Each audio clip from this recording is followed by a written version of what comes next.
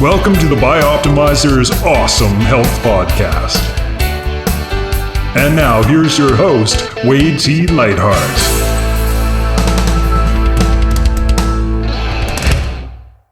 Want awesome health?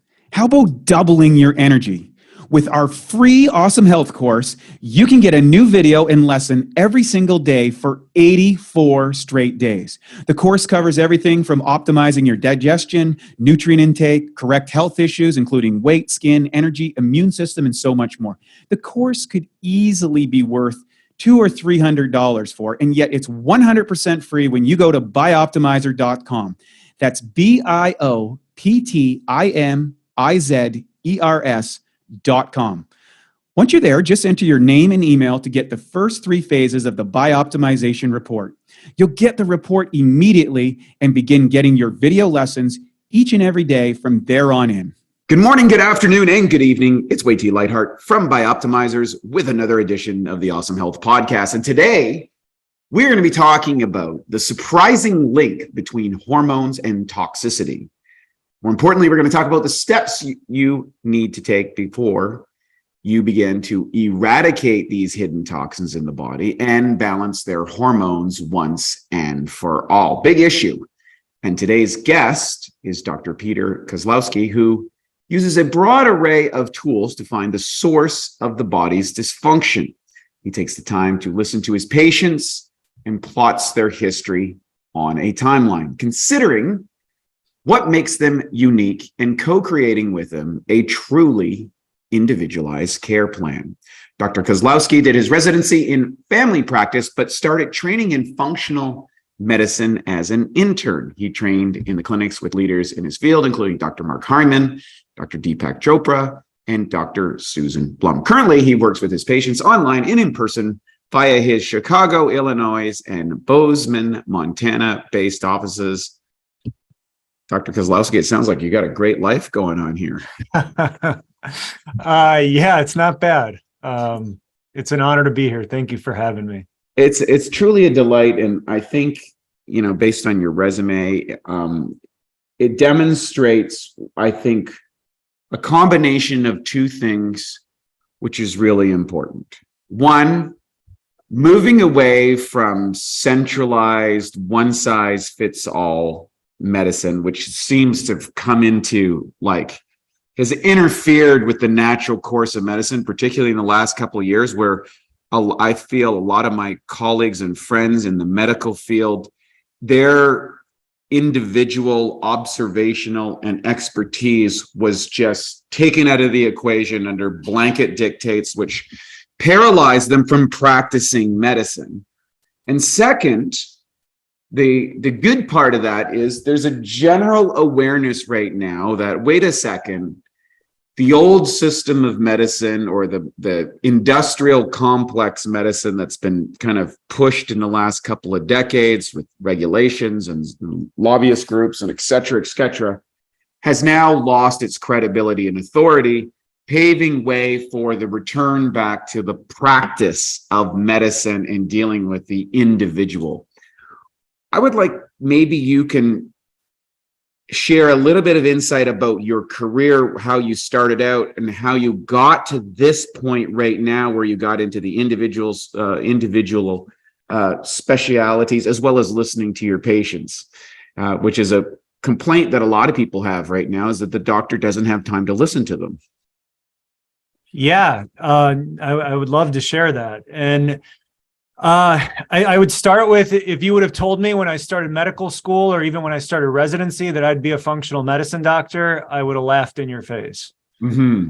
I would have thought it was a joke. I would have thought it was, I was your classic egotistical doctor. So what had to happen to me is I had to get humbled. And for most physicians that do what I did, where you go through the traditional route and then you switch, it's typically because they get sick and they try what they've learned and they realize they're not getting better. So they search out functional medicine to heal themselves. And then they realize that this is a better way for your patients. I don't have that exact story like most of my colleagues, sort of. Mine was a mental health illness, and that was alcoholism. So I'm in recovery. I am a first generation American. My parents were both doctors in Poland, but immigrated here for a better life. And I was born and raised in Chicago and felt always very insecure and just felt always different. And, all my friends ate pizza and burgers, and we ate pierogi and sauerkraut and spoke Polish. And I just felt like I never fit in, even though I had friends and I technically did fit in. Inside, I didn't. And when I discovered alcohol, that instantly fixed all my problems. And so I started drinking at a young age, and I never would have thought I was an alcoholic because I was very successful. I wasn't under a bridge. I was, passing exams and doing all this amazing stuff, and a doctor.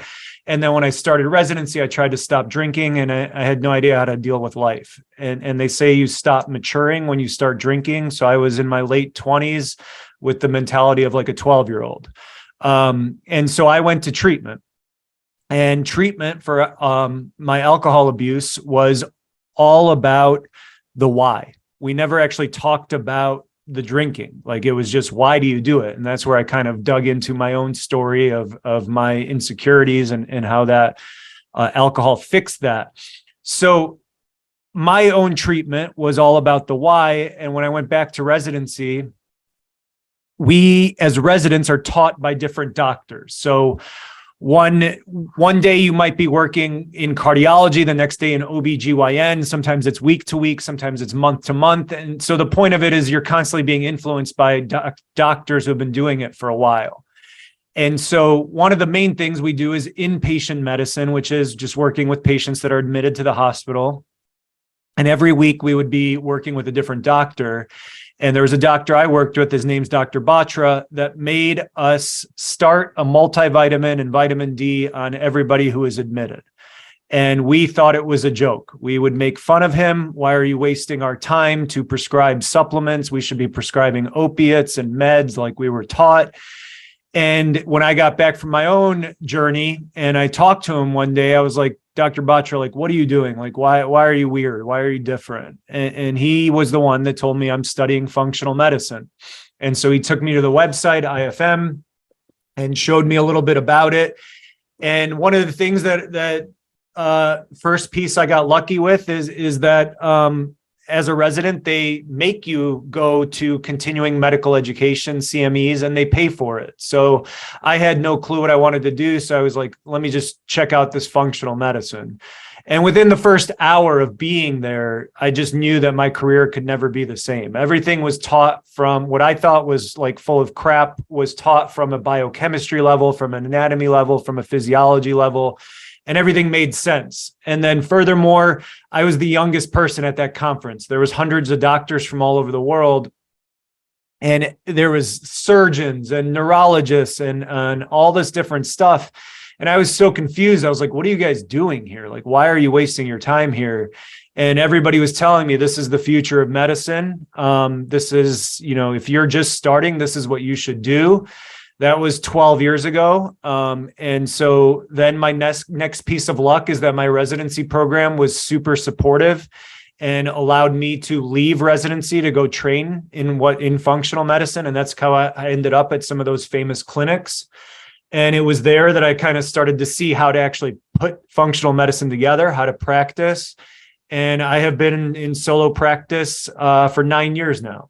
And so that's how I got into it. Very different, I think, than most people. And I just think that I got very lucky, honestly, to be introduced to what I do now. It's a great story and great history. I have a question for you that I've thought a lot about. And if we look at, say, the last century in the practice of medicine as we know it, and largely in part when we started to advocate the use of antibiotics, which saved countless millions of people. The population explosion and the connection with antibiotics, I think, are definitely correlatable. In other words, it's where a lot of us are here today because of the benefits of that. And medicine seemed to branch down a more pharmaceutical kind of methodology largely because of the radical success that type of treatment happened. And then we saw a great leap forward, I think, in surgeries. One of my friends, who was also a medical doctor with a Polish background, his name is Dr. Horst Filzer, put the first stent in the body. And he was commenting how, when he first started at Harvard, what surgery was like. And, 50 years removed later is like what took 6 months to recover from in a heart surgery. You're in the afternoon and you're out in the day, 48 hours, you're back out home and you're functional. Like that was the advances. And we see a correlation with early death as being a pressure point of life expectancy. With, if you look at the graveyards of 100 years ago, people died when they were before 20 or 70 and 80. And so that creates a collective thing. Then we had these advances in interventionary care, which pushed us in the mid 60s, from a life expectancy of 65 to 80, thereabouts. So, a 20%, 80-20 Pareto's distribution. And then suddenly in the last 4 years, we've had a decline in life expectancy in the North America.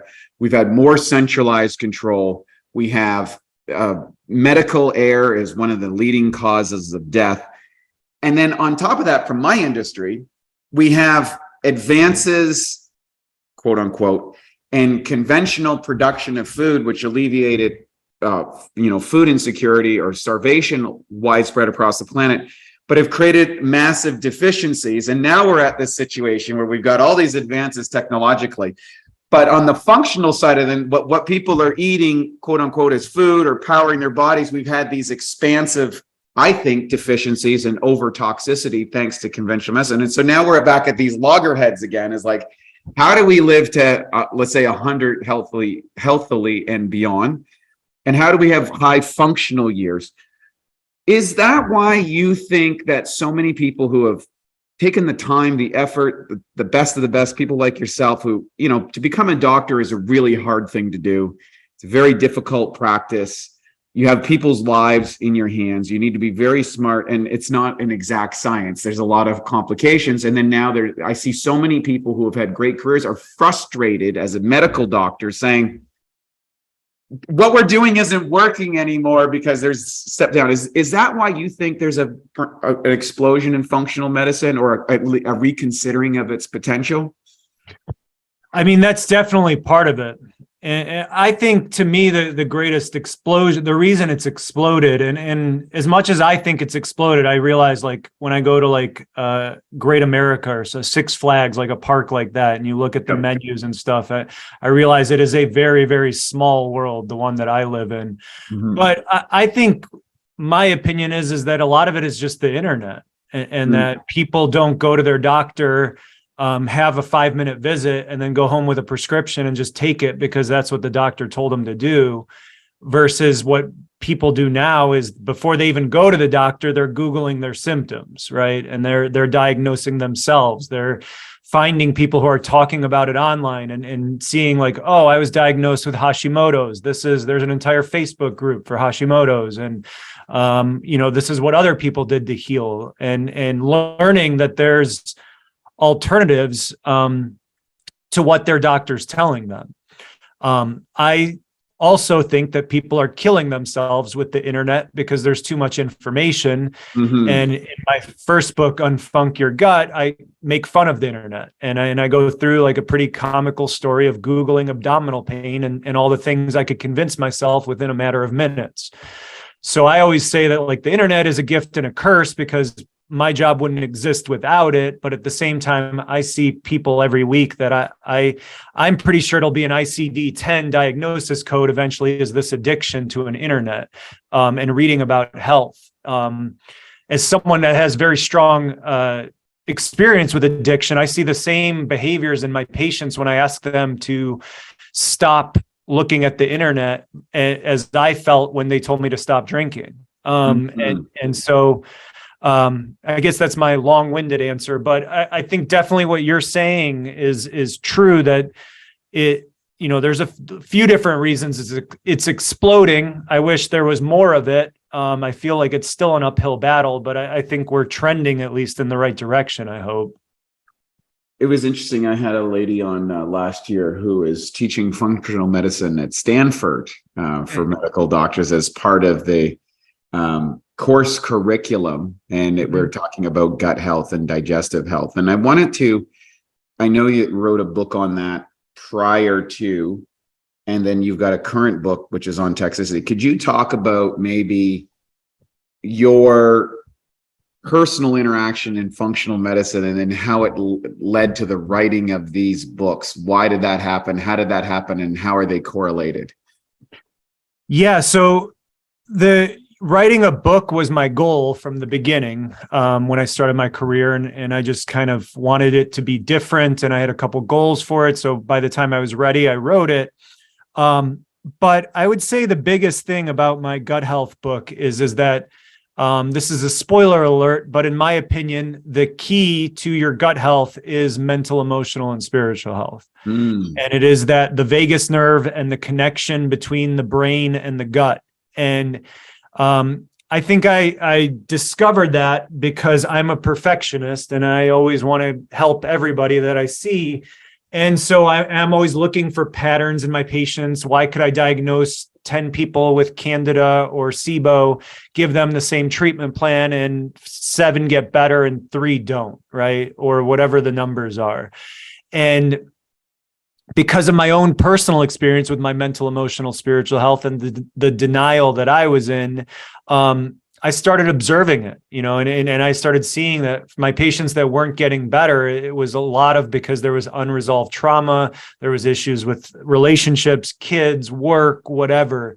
And so that's the premise of Unfunk Your Gut. My first book on gut health is that, and I know the science of gut testing. I've been doing stool analysis and testing microbiome for many years, organic acid testing, Candida, and SIBO is the most common thing I treat. And to me, a lot of people find these issues very difficult to treat. They don't know what to do with them. I've found it to be very easy, and that's maybe because I had very good training before I even really started. But the main roadblock that I see over and over again is the unwillingness to even acknowledge that stress could be playing a role in gut health. And so I even learned how to see stress on a stool analysis. We suppress certain probiotics. Lactobacillus, Enterococcus, and Bifidobacterium won't grow out on a stool culture. Secretory IgA is a marker of your gut's immune response. That number will be very suppressed when somebody's under chronic stress. So I started telling my patients, you can't run from me. I'll see it in your labs, in your gut test that you're having stress. And so there's a number of books on gut health out there now. And when I said, my goal was for mine to be a little different, I've found a lot, and I think I've read most functional medicine books, written by my colleagues. What I found is a lot of times it can be boring. The information, it becomes dull and it's very scientific. And I understand the importance of science, and I have over 300 citations in my book. So I include the science, but I also wanted it to be just more readable and not something that you put down because you're like, oh, I'm tired. So those were kind of my goals of writing it. And SIBO is something that, it's extremely common, and many people don't know, even within my world, how to treat it.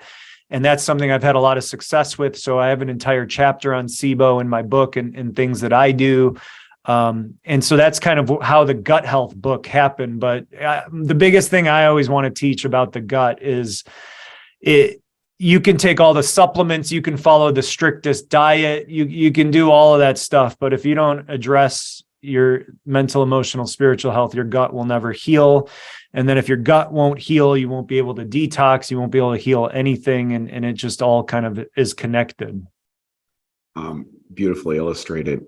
I want to talk about maybe how that led to your current book, and talking about the link between hormones and toxicity. I think we're suffering from a mass hormonal crisis. I know for men, I know at least a dozen young entrepreneurial men who, under the age of 30, was diagnosed with low testosterone levels and were taking TRT levels. In other words, they had like the testosterone levels of a 70-year-old when I was a kid. And, you know, I think of the environment I grew up with as a kid and how, quote unquote, men were at that time versus men today. And they're just, maybe it's the internet, maybe it's like, what's going on with this hormone thing that seems to be problematic and appearing in both behavior and psychology of the population? Yeah, great question, and right in my wheelhouse, because I was diagnosed with low T at 32. And it was from another colleague that I was working with. How do you define low T? Because I think there's if I notice the low T or what's normal keeps dropping every year. So what's really low T? I would argue it's anything under really 800. Which is extremely aggressive, because on a typical reference range, it's usually, they'll say normal is like between 200 and 1100. Right. And then they'll say that your testosterone should be the highest in your late 20s when it's around 800. When it comes to any kind of hormone, it's different for all of us, right? We have these reference ranges, but one man might feel just fine at 600, and another man needs 1,000 to feel good as far as a range. So, you know, with any hormone, I will never rely on just the lab, and it's also the symptoms, right? So for me, my level was like 250 or something like that, maybe even 220, and which is a disaster. I mean, that's low. That's really low. You know, and what were you experiencing at that correlated? So maybe our listeners, so they can correlate what they're feeling with the number. Number one thing that I felt is I've always been into sports. I've always been an athlete and just always worked out and sports, right? And that's how my friends were. But my friends, high school, college, would be like cut up. And I would not be. Like I wasn't fat, but I always carried more weight than I thought. I was like, you know, and in those early years, like high school and that, like we would work out and then go to McDonald's. So that was an issue. But then I cleaned up my diet and I still wasn't getting where I wanted to, right? And I hated it. I was like embarrassed to take my shirt. I was embarrassed to take my shirt off. And it just frustrated me. I'm like, how could I work out this much and not be cut up like my friends? And so that probably was what I felt the most, was just not looking the way I wanted to. And then I would say another big thing for me is that a big reason I drank too is about my sex drive. Like my sex drive would be way higher when I drank. And when I wasn't drinking, I just didn't really have any interest in sex, which doesn't feel good when you're a 30-year-old man, right? Like that sucks. And that would be another reason for me to binge drink. Is that because of the inhibiting aspects effect on the brain, or was there some other mechanism that you deduce was going on there? I think it was mostly, the lack of testosterone signaling to my brain and the rest of my cells, like, you know. And then why would alcohols kind of change that? Because you're illustrating something that people don't talk about much, and I do notice that just in behavioral mechanisms. But what's the biochemical? Yeah, I don't know if I can explain that fully, what it does. I mean, it's in general, it's like a loss of inhibition, right? Where you're kind of let loose a little bit. And so I don't know for me if it was like the low T that fed into the insecurity that then even lowered the sex drive more. Right. And then like all of that, I just turned all of that off with alcohol. Right. So those were the two probably things that I felt the most, was this, like, you know, not looking the way I thought I should with the amount of exercise and then clean eating I did.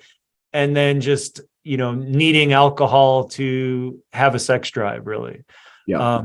And so, but when the doctor suggested to me that I had low T, I got pissed. I was, I was like almost combative. I was like, what are you talking about? I'm 32, like get out of here. And so when we tested and it was like, as soon as I saw the lab result, I was like, wow, everything just made sense. And so a story that I share in my book, is that I went on testosterone replacement and right after those results, and it was the best years of my life. I felt amazing. Like I got cut up. I didn't change anything. I just worked out the same. I ate the same. And all of a sudden I looked exactly how I thought I always should. Mm-hmm. And I never got, my levels, I just took them to 800 like that. That's what I replaced them to. And it's not like I was not taking it to get to a level of 2000. It was just to be normal. Can you explain for people the difference between, say, what people perceive anabolic testosterone use? Like they think of bodybuilders in the gym, massive amounts of muscles versus testosterone replacement. So there's a kind of a crossing over the threshold, which I think improving your testosterone levels, there's health benefits. And then there's a point where you kind of tip to the other side and start picking up the negative side of that. How do you regulate the optimization of that? Is there what's the art there? What I do is just testing, and so my patients, I'll test them. And for me, it's also about the route of testosterone replacement, which there are many different ways to do it. And different doctors, some doctors love pellets, some doctors love injections, some love androgel. There's a million options, troches. And so I was taught cream. Because a cream creates the best steady state. And a lot of traditional docs are doing the injections, which I think is one of the worst things, because I've tested patients on injections. The day of your injection, your testosterone spikes to 2000. And then over the course of 2 weeks or a week or whatever you're set at, it drops back down to 200. And then you spike. And then so that's just a shock to the system. Whereas with a cream, it kind of just you apply it twice a day. And you're kind of always at the same level, which is when, the whole point, I think, so the way that I was taught hormone replacement in general, which is different than like the bodybuilding type thing, is just to get to physiological levels, like get to what's normal, not like what's above normal. So you have a higher athletic performance or whatever. And in my book, I think I just mentioned that I wasn't trying to be Barry Bonds. I think he's a great example. If you look at him on the Pittsburgh Pirates versus on the Giants, it's unbelievable, the change.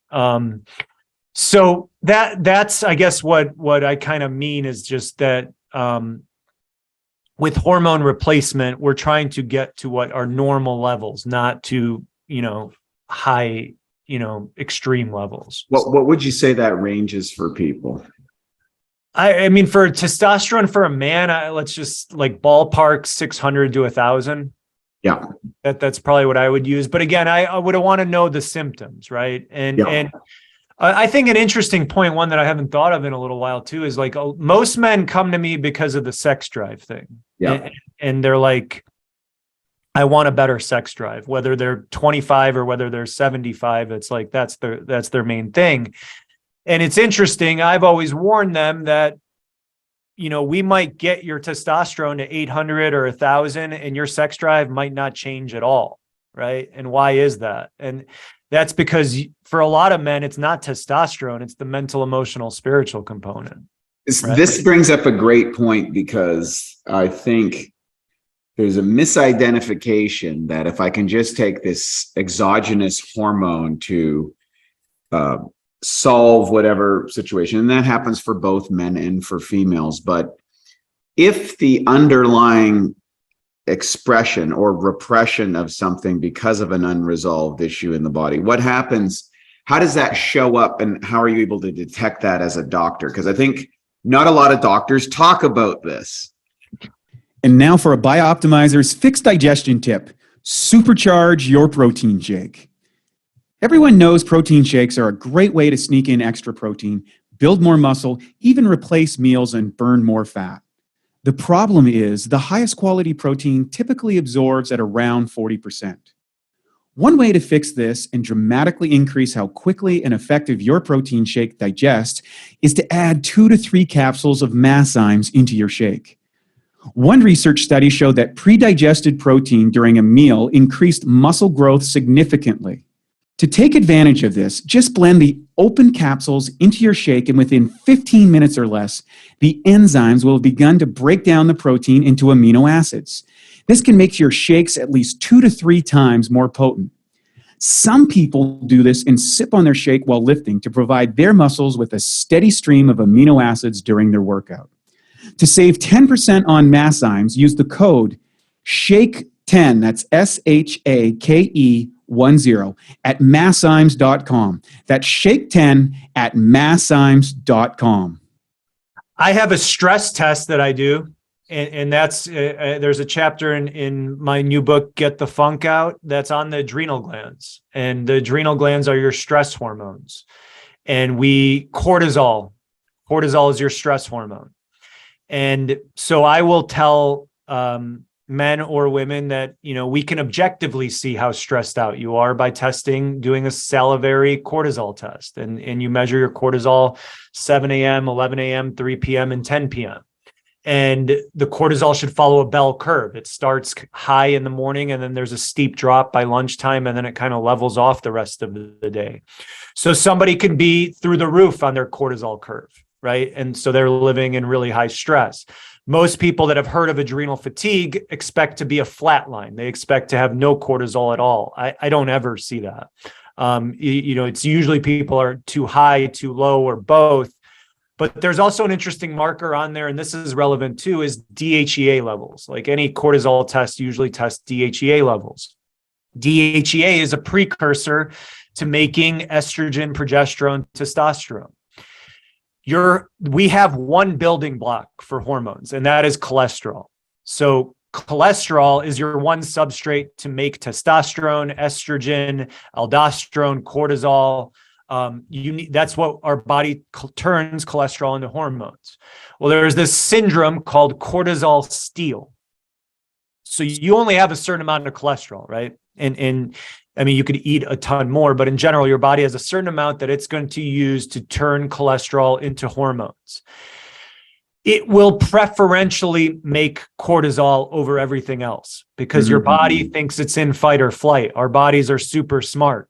And my argument is that most of us, and now that I have a second home in Montana, the analogy I always use is if you're hiking in the mountains, you see a grizzly bear, your sympathetic nervous system is activated and all the blood and energy go to your brain and muscles to survive, right? And if you do survive and you're sitting by the campfire, your parasympathetic is activated and you're in rest and digest, and the energy goes to your gut and other places. So people nowadays are living as if they're running from a bear 24/7, right? We go to bed stressed out. We wake up and the first thing we do is check our phone, watch the news while we're eating breakfast, answer emails, calls, etc. And we're this constant nonstop stress. Well, the body constantly thinks that there's a bear in front of you. So it's turning all that cholesterol into cortisol, and then there's no cholesterol left over to make testosterone, right? And so that is something that I will test, and along with for me, the two best ways I've found to identify stress objectively are cortisol testing and then also stool testing to see it in the gut. But before a patient comes in to see me, there's also a questionnaire of 40 pages of intake paperwork that they fill out. And my favorite question to look at out of all of it is there's two questions back to back. And they say, do you have excess stress in your life? Yes or no? And can you manage stress easily? Yes or no?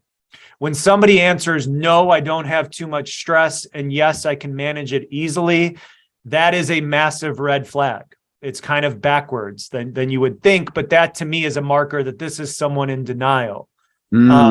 So over the years, I've developed my tricks for identifying stress and showing it to patients objectively, because that usually works when they see the numbers like, whoa, my DHEA's in the tank, my testosterone's in the tank, and for myself, so this new book is about the connection of hormones and toxins. And I kind of came at that because in general, in functional medicine, we look at 5 main areas: food, gut health, mental, emotional, spiritual health, toxins, and hormones.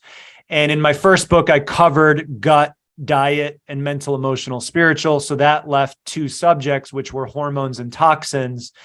And whenever I diagnose a hormonal imbalance, which is thyroid, which is insulin and blood sugar, which is adrenal glands, which is estrogen dominance for women, or low testosterone for men, usually the second question is okay, great, I have a low hormone or an imbalanced hormone. Why? And my argument is our toxic environment. And when we absorb toxins, that causes cell death.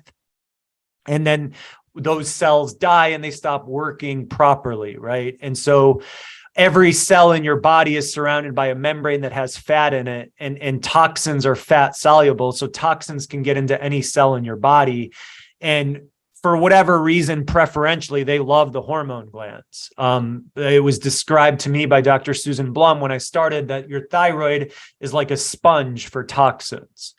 And so Hashimoto's is the most common autoimmune disease there is, right? And so we could take the traditional medicine viewpoint, which is diagnose Hashimoto's, and then you ask me why, and I'll say no clue, it's just happening.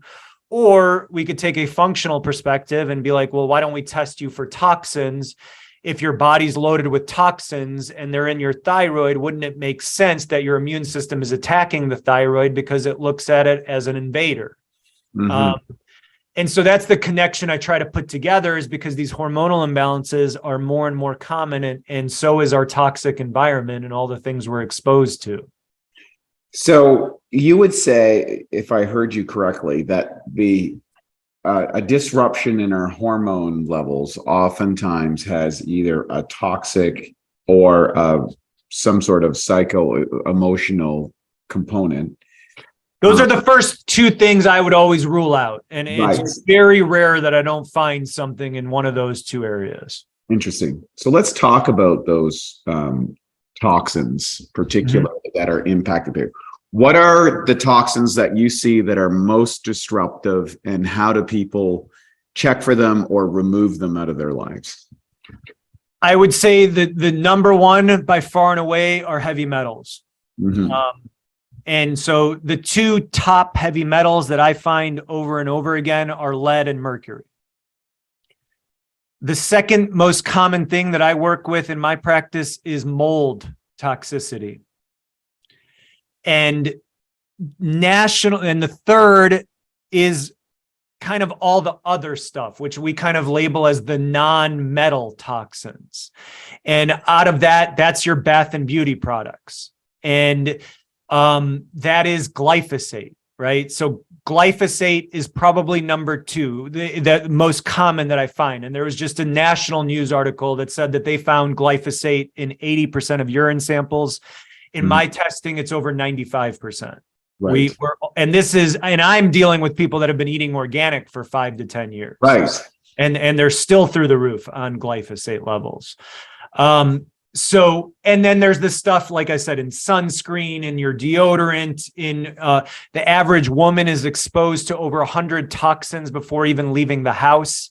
And in the introduction of my new book, I go through my wife's routine of just going to bed, waking up and making breakfast and getting ready for the day, and all the different things that she's exposed to just in that routine.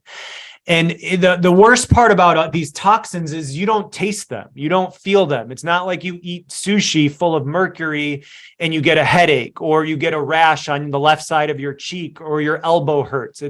We don't know it. You don't taste the mercury in the fish. You don't taste the lead in your water. You don't feel the lead in your lungs when you walk outside and breathe it in.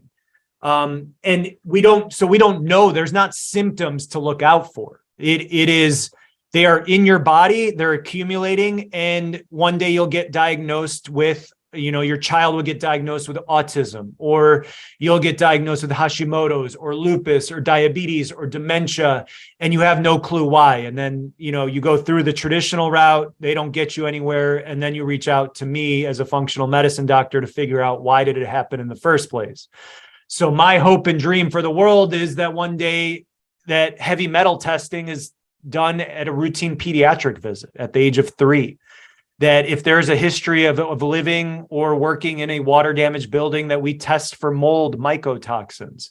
Glyphosate testing, I would do every 6 months or every year for everybody. Because always when I diagnose a toxicity, when did this happen? I don't know.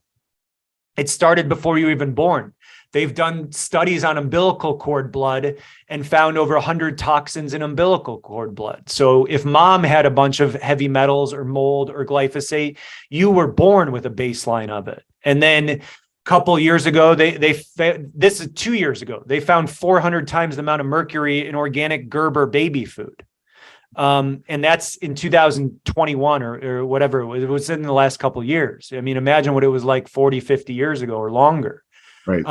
So this exposure kind of never stops, and then you don't know it, and then it's until it's too late, and then your regular doctor doesn't believe in it. We're taught by my general belief on medical school and residency is that it's almost like a cult from the pharmaceutical industry, that we are basically just go through one long brainwashing to think the way that they want us to think.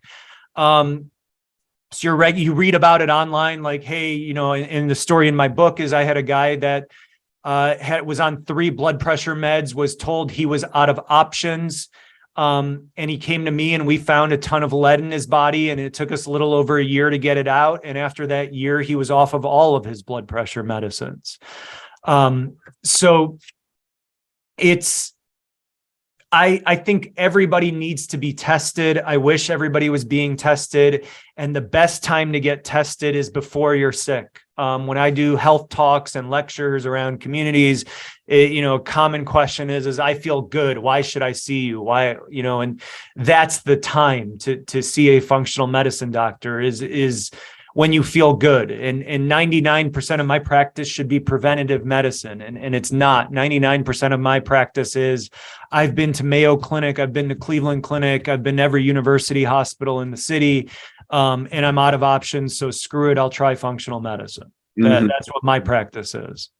So how do we avoid these toxic substances, and then how do we remove them if it comes to our attention that we have them in there? Great question. And if I had the answer, I'd probably be really famous and very wealthy. I mean, it's not easy. I mean, this stuff is everywhere. And when the more you learn about it, like you go to an environmental medicine conference or you read my book, you'll kind of feel like you can't leave the house. Yeah. Or not, you don't even want to be in your house. Your house isn't safe. Right. You can make yourself nuts. The highest levels of cesium and thallium I ever saw, which are 2 radioactive chemicals that are used in the oil industry, were in a 7-year-old boy who had basically never eaten a processed food or sugar and just had been on a AIP elimination style diet. And cesium and thallium are in our fruits and vegetables because farms experiencing droughts buy water from the oil industry, and a farm could be all called organic, even if it's buying oil water and using that. So is in regards to, what can someone do?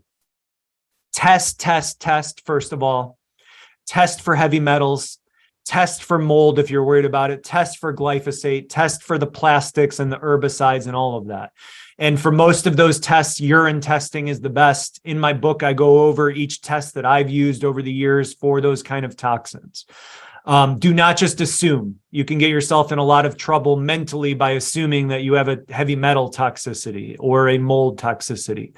So test. And if testing is not an option, it really is the basics. And so that what I would mean by that is drink your half your body weight in water. And actually, before I get into that, let me explain what detox is. So whether it's lead or mercury or mold or glyphosate, these toxins are fat soluble. And I said every cell in your body is surrounded by a membrane that has fat in it. So a toxin tries to get into your body through your skin, through your lungs, and through your gut. Those are your first detox organs. They are barriers. Your skin tries to keep toxins out. Your lungs try to keep toxins out. Your gut tries to keep toxins out. But we're under such an onslaught that they could cross through those barriers. Or you have a leaky gut, or you've been smoking and your lungs are leaky. And so those toxins get into your blood, right? So what happens next? Well, they go, lucky for us, the first place they go is our liver. And everybody kind of that has heard of detox kind of thinks of their liver as their detox organ. What the liver does is a two-step or two-phase process called detox, which makes those fat-soluble toxins water-soluble. And then you excrete them in the urine, in the poop, and in the sweat. So that's all detox is taking these fat-soluble toxins and making them water-soluble so you can get rid of them. So what is the best way to detox? Pee. Drink half your body weight in water, right? And make sure you're peeing throughout the day. That is a simple step somebody can take, is just don't get dehydrated. Drink plenty of water. Make sure you're pooping every day. My colleague and friend, Dr. Terry Walls, says you should poop a snake every day. If you're not pooping every day, you're not ready to detox. Exercise, sweat. Use an infrared sauna, because that's another way you can detox. Get enough sleep, manage stress, because when you don't do that, then cortisol in your sympathetic nervous system will shut down your detox abilities. So there's a lot of basic stuff that people skip over trying to detox, and they'll jump straight into buying, the detox product that they saw online when they're skipping the basics. Mm-hmm. And then, the first step in any kind of detox is always to stop exposure, right? You're going to be spinning your wheels if you're trying to detox, but you're still eating sushi 3 times a week, or your water is still full of lead, right?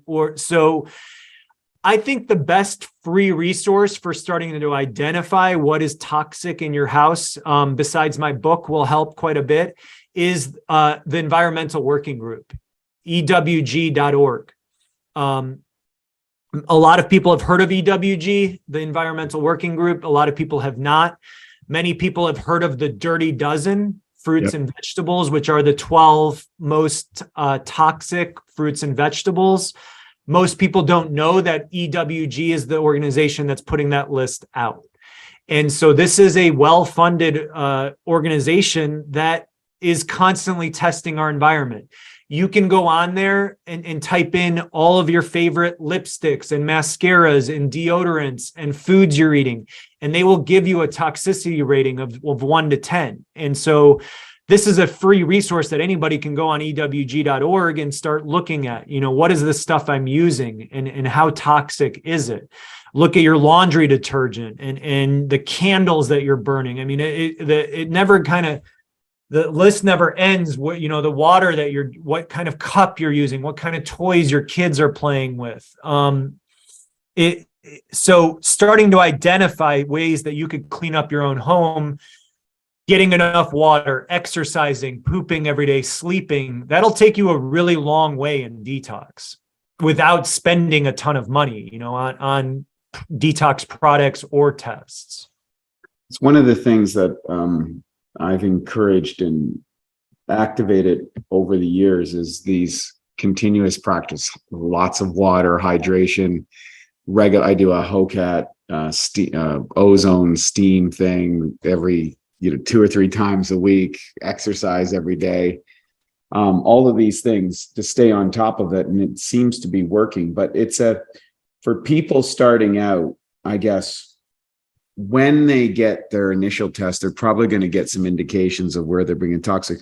How frequently would they be checking in to see if the interventions and new lifestyle adjustments are starting to work? What's a reasonable amount of time to see progress? 3 to 6 months. Yeah. So when I get a heavy metal test back, or I get a mold test back, or I get a glyphosate test back, there's not, another really difficult thing about toxins is, in general, when it comes to life, we assume kind of more is better, more is worse. Like the higher your level is, the sicker you're going to be, right? Like if your lead's 10, maybe you have a runny nose. If it's 20, you have elbow pain. If it hits 50, then you have lupus, right?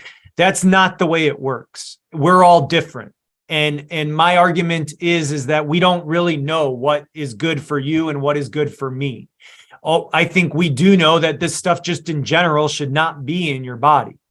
Despite what the traditional world says, like, I don't think we should be accumulating glyphosate, lead, mold, all at one time, on top of having an unhealthy gut, right?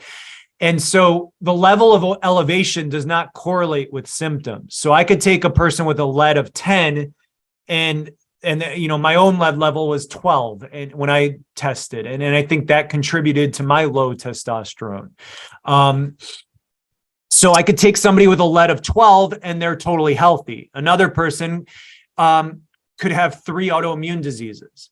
Same thing. Somebody could have a mercury of 70 and feel fine. And another person has 70 and they have 4 autoimmune diseases. So that's another thing I think that's difficult for patients and doctors is like, what is, what level do you treat? So I have, as doing this for a number of years, I can look at, a mold test or a heavy metal test or a glyphosate test and say, you know what, I think 3 months will be enough time to detox you.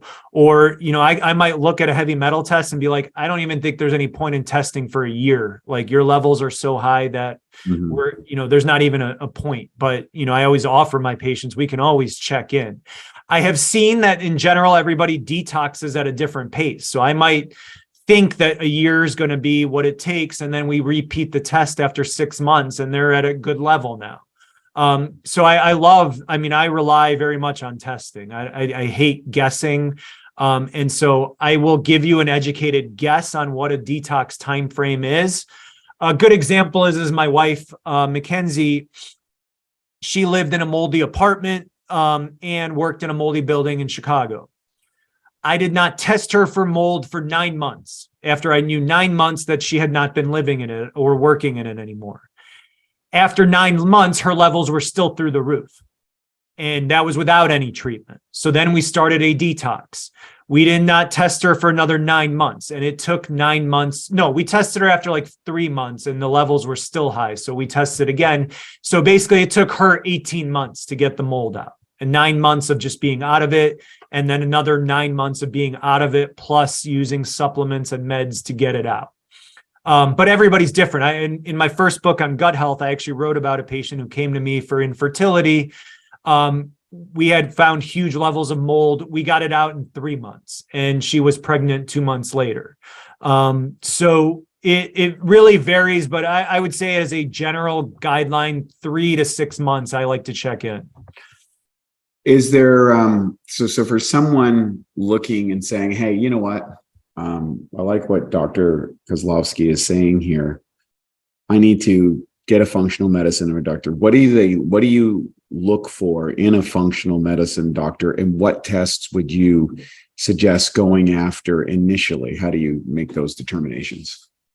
I would personally use ifm.org. So that's the official Institute of Functional Medicine website.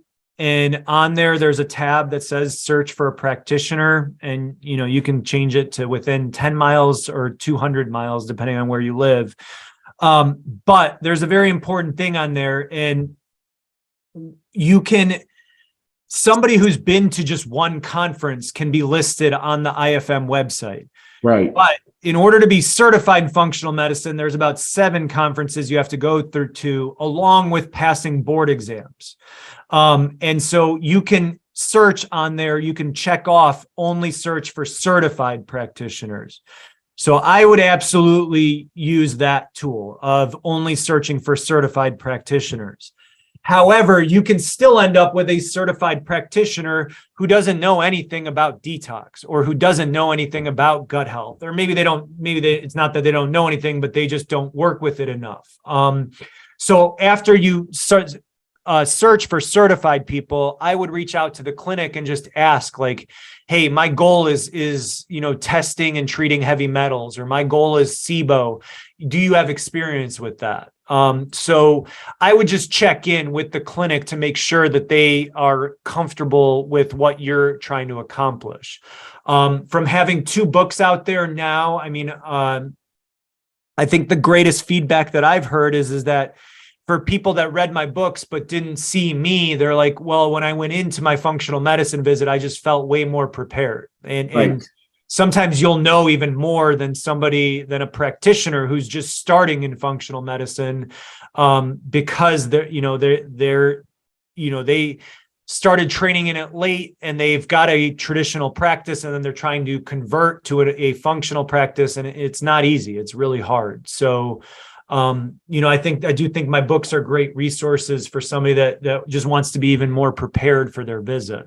I think that's a very astute information and that gives you more confidence, I think, for a lot of people to ask questions of your professional who's running these tests or making suggestions.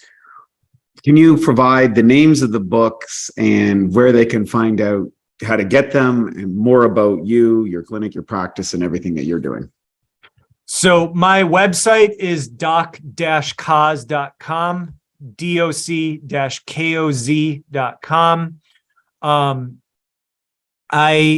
That's the best place to get a hold of me. There's links to both of my books. So my books are titled Unfunk Your Gut, and the new one is called Get the Funk Out.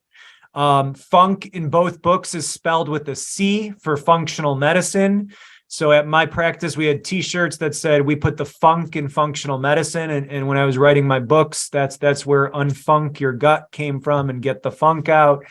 So it's funk with a C. And they're on Amazon and Barnes Noble, or if you want to support small business, your local bookstore will probably not have it in stock, but they can order it if you want to support them.